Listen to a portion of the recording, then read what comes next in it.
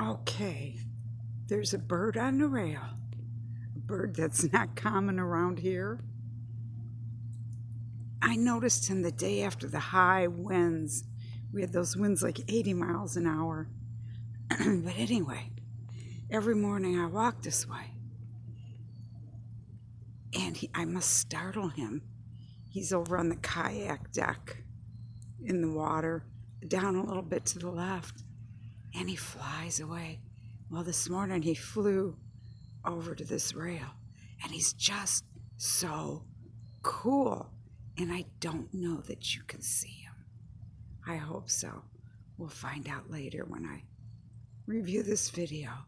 Well, good morning, everyone. God bless you. Have a wonderful day.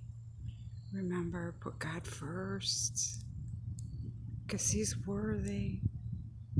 Amen. Amen.